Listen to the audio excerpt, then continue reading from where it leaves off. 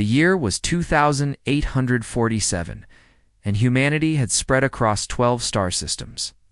They had built colonies on distant worlds and established trade routes with dozens of alien species. The Galactic Assembly was a coalition of 340 spacefaring civilizations that had maintained peace for over 6,000 years through diplomacy and mutual respect. Humans had joined this great community 3 centuries ago, and they had earned a reputation as peaceful traders and skilled negotiators, Commander.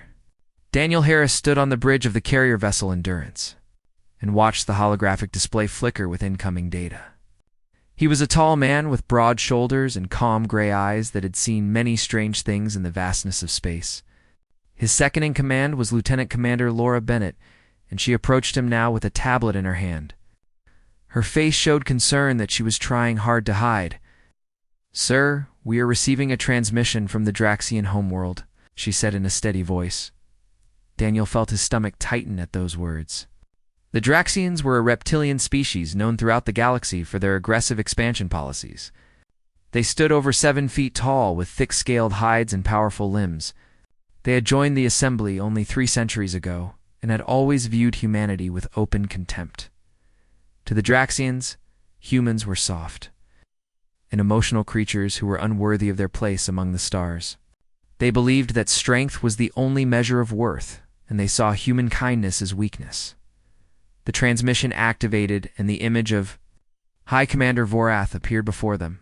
He was the supreme military leader of the Draxian Dominion, and his scaled face twisted into what passed for a smile among his kind. His yellow eyes gleamed with cruel satisfaction as he spoke. Tension human vessels in Sector 7 Vorath hissed through sharp teeth. "Your colony on New Eden is now under Draxian jurisdiction. You have 48 standard hours to evacuate all personnel. Failure to comply will result in forcible removal." The bridge crew stared at the transmission in stunned silence. Ensign Katie Morgan sat frozen at the communications station, with her mouth hanging open in disbelief. New Eden was home to over 2 million civilians, including families and children who had built their lives on that distant world. Daniel thought of his younger sister Maria, who lived there with her husband and 2 small children. The thought of them being forced from their homes made his blood run cold. "They cannot be serious," Katie whispered, but they were deadly serious. Within hours, reports flooded in from across human space, and each one brought worse news than the last. The Draxians had simultaneously claimed 12 human colonies in a coordinated strike that had been planned over many years. They had positioned their fleets to blockade supply routes, and their technicians had jammed communication frequencies to isolate the targeted worlds. It was a bold and carefully executed plan designed to bring humanity to its knees. Admiral Patricia Cole convened an emergency session at Fleet Command on Earth. She was a woman in her 60s, with silver hair and sharp blue eyes that missed nothing. The holographic chamber filled with the images of admirals and generals and political leaders from across human territory. Their faces showed shock and anger and fear as they struggled to comprehend what was happening. "The situation is grave," Admiral Cole began in a voice that carried the weight of command. "The Draxians have moved against us with overwhelming force. They believe we are weak, and they have chosen this moment to prove it." General Scott Palmer was the commander of the Colonial Marine Corps, and he leaned forward with barely controlled fury in his eyes. "What is our current military assessment, Admiral?" Cole activated a tactical display that showed the positions of both human and Draxian forces. The numbers were not encouraging. "The Draxians outnumber our active fleet 3-1, she said calmly. "Their ground forces exceed ours by a factor of 5. They have been building toward this moment for decades while we have focused on trade and exploration. On paper, they should be able to crush us within months." A murmur of despair ran through the assembled leaders. Some of them looked ready to discuss terms of surrender. Others simply stared at the display with hollow eyes as they contemplated the destruction of everything they had built at. Then slowly Admiral Cole smiled. "On paper," she repeated, and something in her voice made everyone fall silent. "The Draxians have studied us carefully. They have watched our diplomats negotiate difficult treaties. They have seen us compromise with difficult species. They have observed our patience and our willingness to find peaceful solutions. and they have concluded that we are cowards who will bend rather than break. She paused and looked at each face in the chamber. But the Draxians made a critical error in their analysis. They studied our diplomacy. They never studied our history. Admiral Cole activated another display and images began to flash across the screens. Ancient battlefields covered with fallen soldiers. Cities burning in the night. Massive explosions that lit up the sky like artificial suns. The faces of warriors from every era of human existence stared out at the assembled leaders with eyes that knew no surrender. Humanity has been fighting wars since before we could write, Cole continued. We have fought each other over land and resources and ideas. We have developed weapons of terrible power and tactics of brutal efficiency. We stopped fighting among ourselves only because we found something greater to unite us. The stars called to us, and we answered that call together. She let the images fade and faced the assembly with iron determination in her gaze. The Draxians think they know what we are. They think we are soft because we choose peace. They think we are weak because we prefer negotiation to conflict. But they have confused preference with capability. We do not seek peace because we cannot make war. We seek peace because we know better than anyone what happens when we do make war. Daniel Harris watched the transmission of this speech aboard the Endurance and felt something stirring in his chest. It was a feeling that humans had carried with them since they first walked upright on the plains of Africa. It was the feeling of a tribe threatened and a family endangered. It was older than civilization and more powerful than any weapon. Around him, the crew of the Endurance was changing. The shock and fear were fading from their faces, and something else was taking their place. It was a cold and quiet determination that needed no words. They were not soldiers by nature. Most of them had never fired a weapon in anger. But they were human, and their people were in danger. Admiral Cole finished her speech with words that would echo through history. Send word to every human world. Wake the sleeping giant. The Draxians wanted war. Now they shall have it. The Galactic Assembly convened an emergency session on the neutral station of Concordance Prime. This massive structure floated in the empty space between star systems and served as neutral ground for all the species of the galaxy. Representatives from hundreds of civilizations filled the great amphitheater, and their voices created a storm of noise as they discussed the crisis between humanity and the Draxian Dominion. Ambassador Richard Hayes was humanity's senior representative to the Assembly. He was a man of 60 years with a calm face and patient eyes that had served him well through decades of difficult negotiations. He had talked aggressive species into peace treaties and convinced hostile governments to open trade relations. Everyone in the galaxy knew him as a man of reason and compromise. Today, however, something had changed in his bearing. There was a stillness about him that made other delegates uneasy without knowing why. He stood before the gathered representatives and waited for silence. It came slowly as hundreds of alien species turned their attention to the human who stood alone on the speaking platform. Honored delegates, he began, in a voice that carried to every corner of the vast chamber. The Draxian Dominion has committed an act of war against the united human colonies. They have blockaded our worlds and threatened our citizens and demanded our surrender. 12 of our colonies, with a combined population of 30 million souls, are now under occupation by Draxian military forces. High Commander Vorath attended the session through holographic projection. His massive scaled form appeared beside the speaking platform, and his yellow eyes gleamed with contempt as he listened to the humans speak. The humans exaggerate as always. Vorath interrupted with a dismissive wave of his clawed hand. We have simply corrected an imbalance in territorial distribution. The weak must yield to the strong. This is the natural order of things. Every species in this chamber understands this truth, even if they lack the courage to speak it. The ripple of uncomfortable agreement passed through several delegations. The Draxians had allies among the more militant species, and there were many who privately shared their contempt for humanity's peaceful ways. They saw humans as soft creatures who had risen too far too fast, and who needed to be taught their proper place in the galactic order. Ambassador. Hayes nodded slowly, as if considering the words carefully. Then he spoke again, and his voice had grown colder. Natural order? He repeated. High Commander, I wonder if you've ever heard of a place called Carthage. Vorth's translator device struggled with the unfamiliar word. The Draxian commander frowned in confusion, and his tail twitched with irritation. This is irrelevant human nonsense, he growled. Carthage was a city on Earth's cant. Inewed, as if Vorath had not spoken. 3,000 years ago it challenged another human nation called Rome. The Carthaginians were proud and powerful, and they believed they could defeat the Romans through superior numbers and wealth.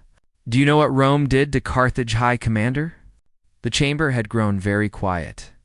Even species who cared nothing for human history found themselves listening with growing interest.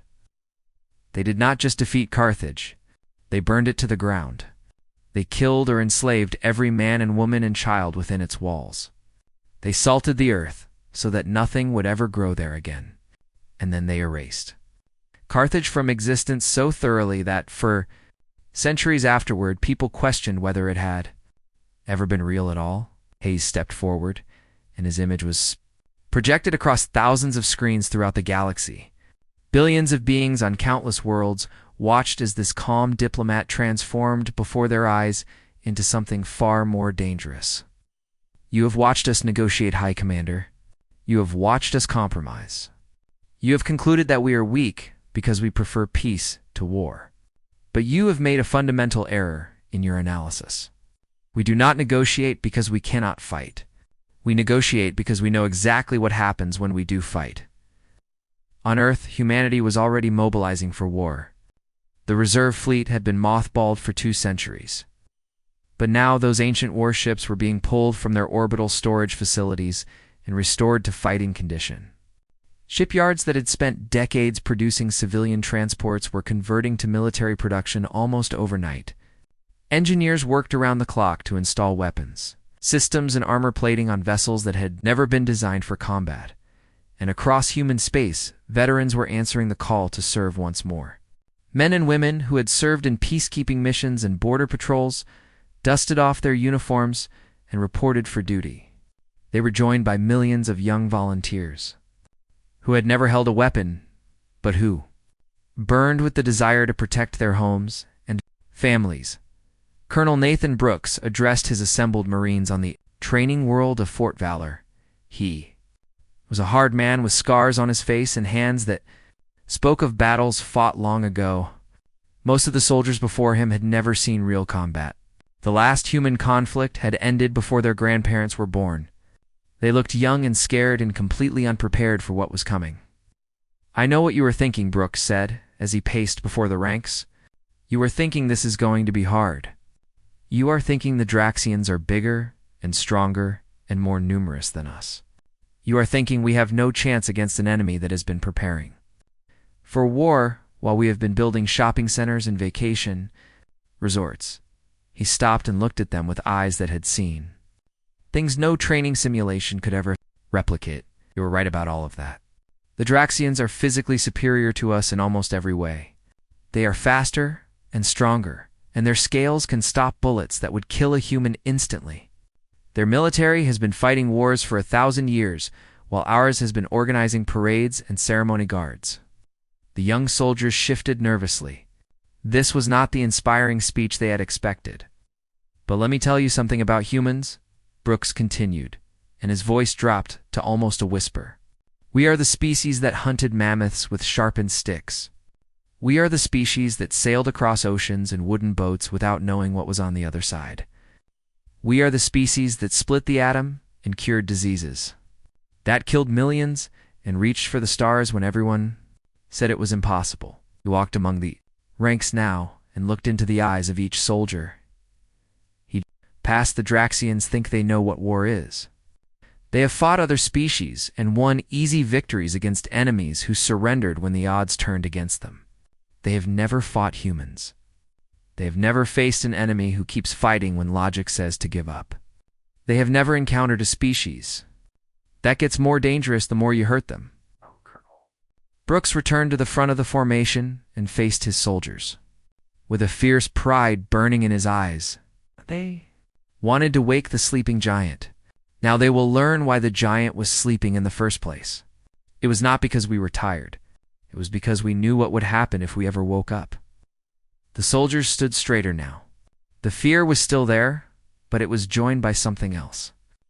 Something old and powerful that had carried humanity through ice ages and plagues and world wars. They were afraid, but they were also ready. The galaxy was about to learn a lesson it would never forget. The Battle of Nu. Eden began at 0347 hours. Standard time on a cold morning that would be remembered for centuries to come. The stars hung silent and indifferent in the black. Void of space as two fleets prepared to destroy each other, Captain. Michelle Torres commanded the destroyer's swift justice, and she stood on her bridge, watching the tactical display with calm, steady eyes. Her ship was part of the hastily assembled defensive fleet that had gathered to protect New Eden from the Draxian invasion force. She was a small woman, with dark hair pulled back in a tight bun and hands that never trembled no matter how desperate the situation became. Lieutenant Commander Kevin Park sat at the weapons station, and his fingers moved across his console as he prepared the ship's armaments for battle. He looked up at his captain with worry in his young face. "Ma'am, the Draxian armada is emerging from faster-than-light transit," he reported. "I count over 400 warships in standard attack formation." Torres nodded without taking her eyes from the display. The Draxian fleet was arranged in the classic formation they had used for centuries. It was a proven pattern that had brought them victory in dozens of wars against other species. They approached with absolute confidence because they outnumbered the human defenders 4-1. They are not even trying to hide their approach. Kevin observed with disbelief in his voice. "Why would they?" Torres replied quietly. "In their minds, this battle is already over. They see our small fleet and they see easy prey. They have no idea what is waiting for them." What the Draxians did not know was that human military strategists had spent decades studying their tactics. Every battle the Draxians had ever fought was recorded in assembly archives, and human analysts had examined each, one with obsessive attention to detail. They had identified patterns and weaknesses and blind spots that the Draxians themselves did not even know they had. Admiral Patricia Cole's voice crackled over the fleet-wide communication channel. She spoke from the bridge of the carrier Endurance, where Commander Daniel Harris served as her tactical officer. "All ships execute Protocol Thermopylae," she ordered. The human fleet suddenly scattered in what appeared to be complete chaos and disarray. Ships broke formation and flew in random directions, as if their captains had lost all coordination and discipline. From the Draxian perspective, it looked like panic and confusion, spreading through an enemy that had realized it was hopelessly outmatched. "High Commander." Vorth watched from his flagship and laughed with cruel satisfaction. His officers joined in the laughter as they witnessed what they believed was the collapse of human resistance. "The cowards flee before us," Vorath announced to his fleet. "Hunt them down and destroy them all. Leave none alive to spread tales of this day." The Draxian ships surged forward in pursuit of the scattered human vessels. They broke their own formation as each captain raced to claim the glory of kills. Their orderly fleet became a swarm of individual hunters chasing what they thought was helpless prey. They stopped laughing. When the minefield activated, autonomous weapons platforms had been seeded. Throughout the system, over months of covert operations, human engineers had worked in secret to place thousands of these hidden killers in the paths that enemy ships would most likely travel. Now, those platforms came alive all at once and opened fire with devastating precision. Draxian ships exploded by the dozens as fusion warheads tore through their scattered formations. Captains screamed orders and tried to regroup, but their pursuit had carried them deep into the killing field. Every direction they turned brought them into the path of more weapons, and then the human fleet reformed. The chaos had been an act. The scattered retreat had been a carefully rehearsed maneuver designed to draw the enemy into the trap. Now human ships moved with coordination that seemed almost supernatural as they cut off escape routes and concentrated their fire on damaged vessels. Each captain knew exactly where their allies would be, and what they would do because they had practiced this battle 1,000 times in simulations. "Hi, Commander." Vorath screamed orders from his flagship, but his voice was lost in the chaos of dying ships and desperate crews. The battle that should have been a quick victory had become a nightmare of fire and death. The Battle of New Eden lasted 6 hours. When the guns finally fell silent, 2/3 of the Draxian attack fleet was nothing but drifting debris and frozen corpses. But the real shock came in the ground campaign that followed. Colonel Nathan Brooks led the liberation of New Edens, occupied territories with a force of Marines who had trained for this moment their entire lives. They landed on the planet's surface in dropships that screamed through the atmosphere like falling stars. The Draxian ground forces were confident in their physical superiority. Each Draxian warrior stood over 7 feet tall, with muscles that could crush human bones and scales that could stop most projectile weapons. They had expected easy victories against the soft pink creatures they had been taught to despise. They had not expected the fury they encountered. Sergeant Amy Chen led a reconnaissance squad through the ruined streets of New Eden City. She was a small woman, barely 5 feet tall, with quick dark eyes that missed nothing. Her squad consisted of 4 soldiers who moved through the rubble like ghosts, making no sound and leaving no trace. They encountered a Draxian patrol near what had once been a residential district. 6 massive warriors stood over the burned remains of human homes. They carried heavy weapons and wore armor that could withstand significant punishment. Contact Front Amy whispered into her communication device. 6 hostiles with heavy weapons. Commanding officer responded immediately. Sergeant, I recommend falling back and waiting for armor support. Do not engage superior forces. Amy looked at the destruction around her. This had been a neighborhood where families lived and children played. She could see a small toy lying in the ashes of what had once been someone's home. Something cold and hard settled into her heart. Negative, sir, she replied. Engaging now. What followed would become legendary among human forces. Amy and her 4 soldiers eliminated the entire Draxian patrol in under 90 seconds.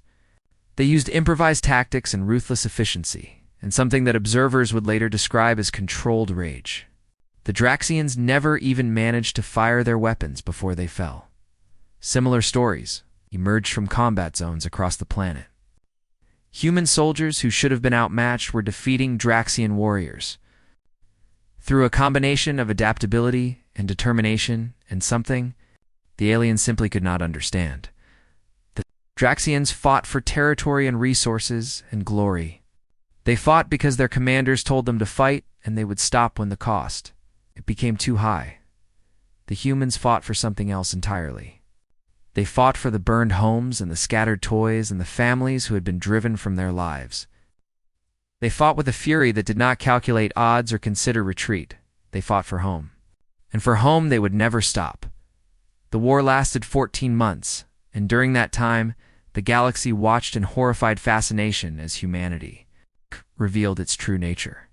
Battle after battle ended in human victory, and each triumph was more devastating than the last. The Draxian dominion that had seemed so powerful and unbeatable crumbled like dry leaves in a storm. By the time the fighting ended, the Draxians had lost 70% of their military capability. Their once proud fleet was reduced to scattered survivors hiding in the outer reaches of their territory. Their armies had been shattered. On a dozen worlds in their warrior culture had been broken against the wall of human determination. But humanity was not finished. The Galactic Assembly convened once more on Concordance Prime, and this time the chamber felt very different. Species that had once looked at humanity with condescension now watched with something approaching fear. Those who had privately supported the Draxians sat in uncomfortable silence and avoided meeting human eyes. The entire galaxy had witnessed what happened when humans went to war, and no one wanted to be the next target of that terrible fury. Ambassador Jod Hayes stood before the gathered representatives once more. He looked older than he had 14 months ago. The war had taken something from him, as it had taken something from all humans. But his voice remained steady, and his eyes remained clear as he addressed the assembly. The Draxian Dominion sued for peace 3 days ago, Hayes announced. We have accepted their surrender. A collective exhale seemed to pass through the chamber. Delegates from dozens of species relaxed in their seats as they realized the nightmare was finally over.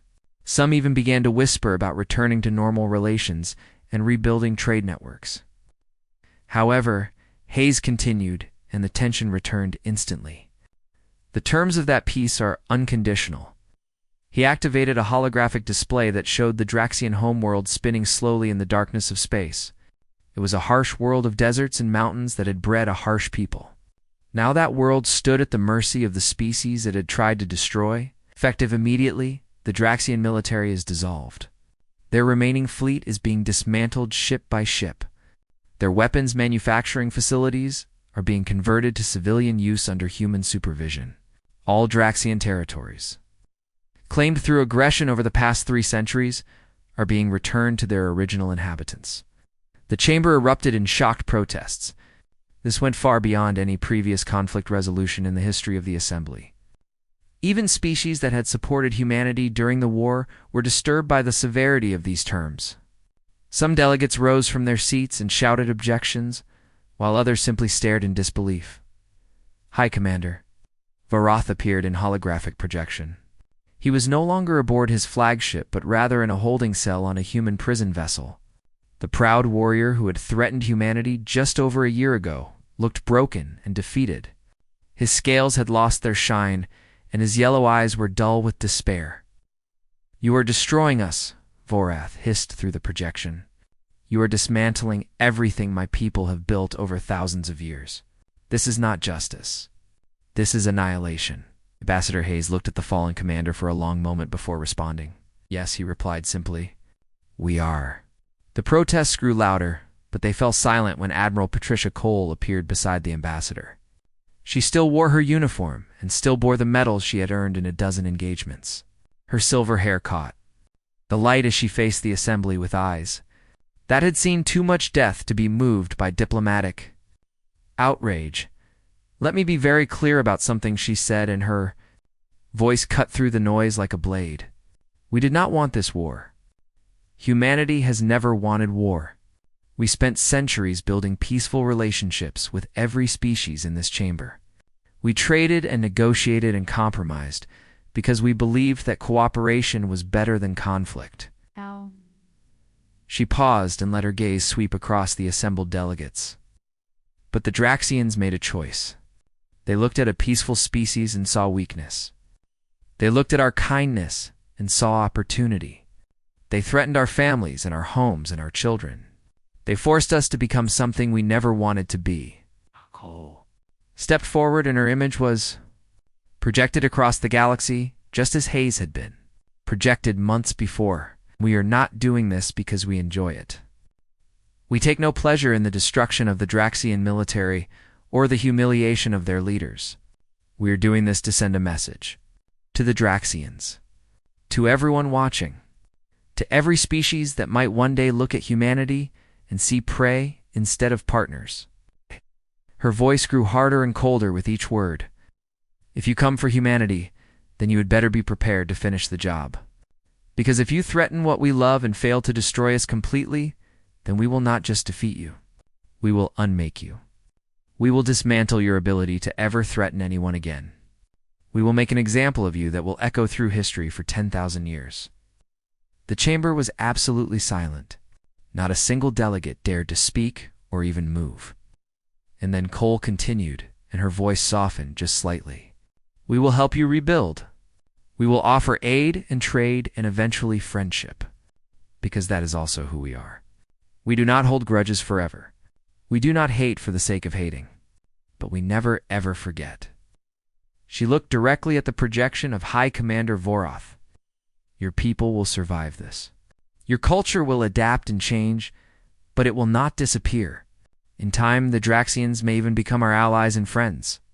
But that future depends on one simple truth that your people must accept."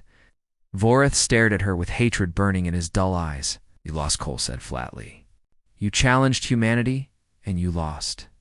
Accept that truth and move forward, or cling to your pride and watch your civilization crumble to dust. The choice is yours." The assembly session ended shortly after that. No species voted against the human terms because no species wanted to risk being seen as supporting the Draxians. The message had been read loud and clear by every civilization in the galaxy. Humanity was friendly.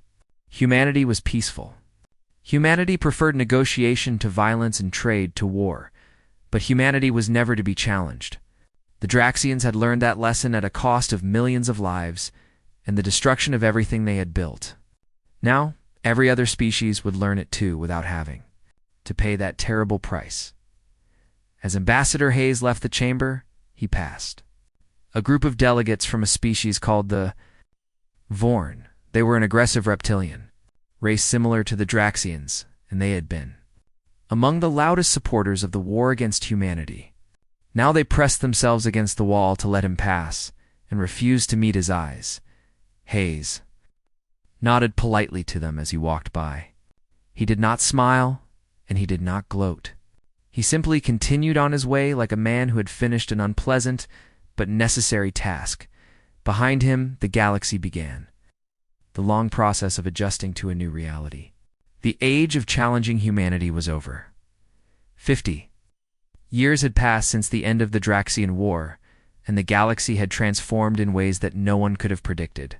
The scars of that terrible conflict had slowly healed, and new relationships had grown in places where only hatred had existed before.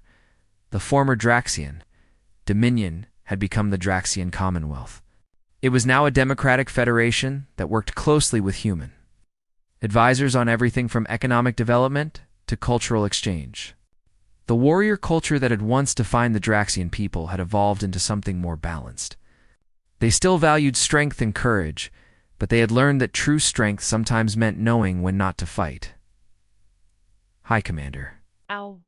Voreth had died in prison 15 years after the war ended. He never accepted the new order, and he never forgave humanity for destroying everything he had believed in.